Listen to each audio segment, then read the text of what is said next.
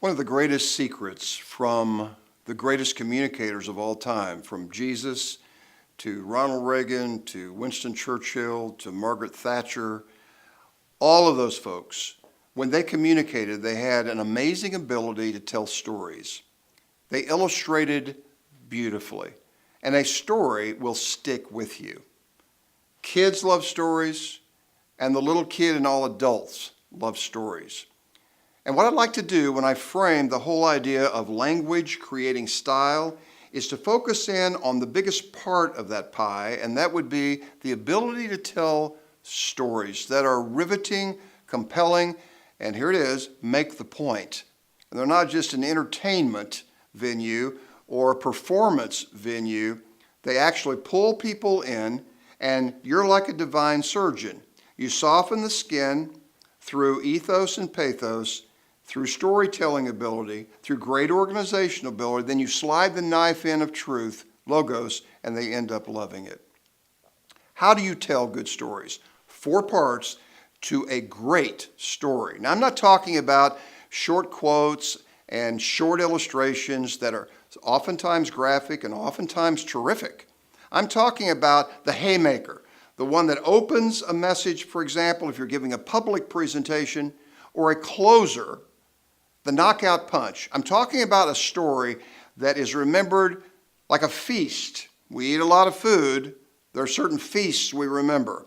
It's the one that is remembered months and even years later on. 4 parts. Number 1, as a speaker or as a communicator, you establish common ground with your listener. They begin to say, my kind of guy, my kind of person. How do you do that? How do you throw a lariat out and pull them in to say, I'm on equal ground with you? This is adult to adult communication.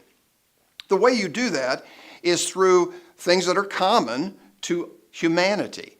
Things like money, work, relationships, children, emotions. All of those are common to people, common to mankind. And therefore, you have a story that touches the deepest part of those areas. Establishing common ground makes you one of us. Secondly, this illustration then moves to curiosity or suspense. You're like a mountain climber going up a huge mountain. Everybody's enjoying the vista, but you're the one that knows the direction to the top, and you are pulling them along, and they're enjoying the view. You know where you're going. They're not quite sure. That's good.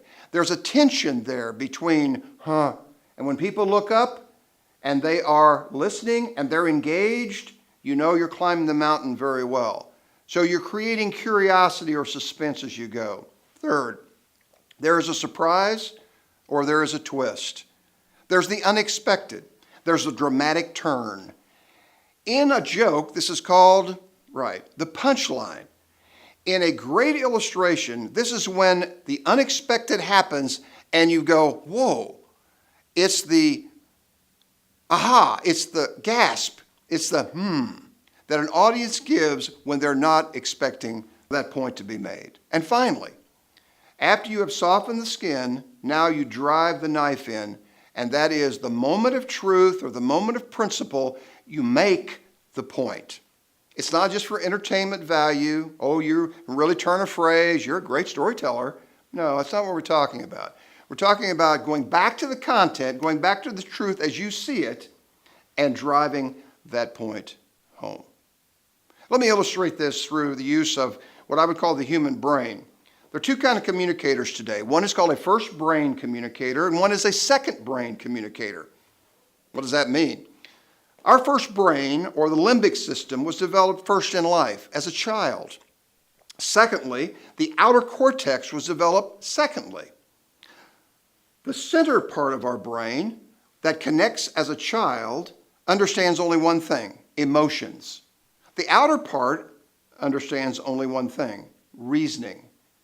The great communicators of all times have been the ones, a la storytelling, that are first brain communicators.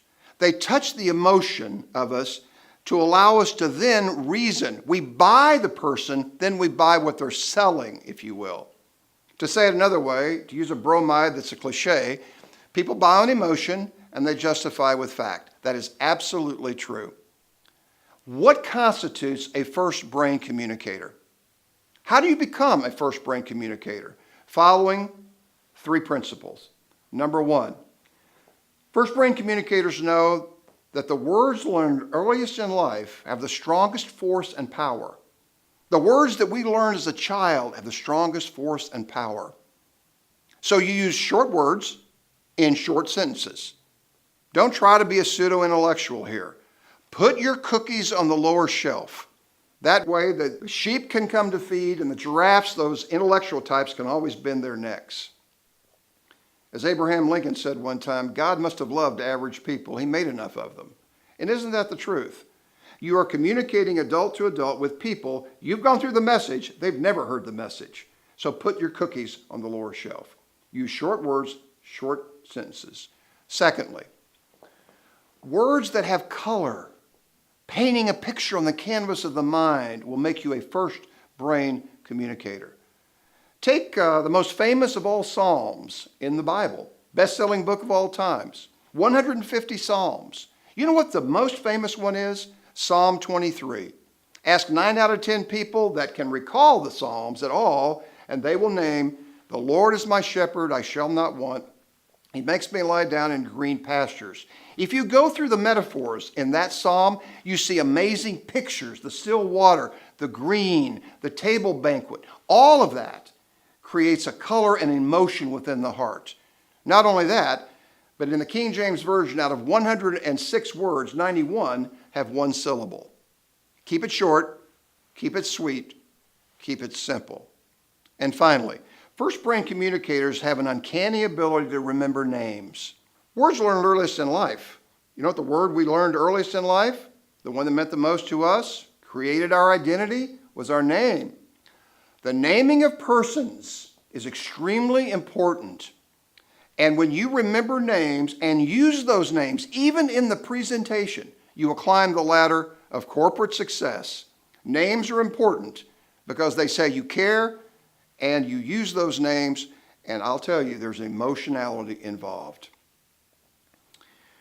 The greatest storytellers of all time were clear, they were accurate, and most importantly, they were relevant. They connected to people in the heart. Become a great storyteller, and you'll become a great communicator.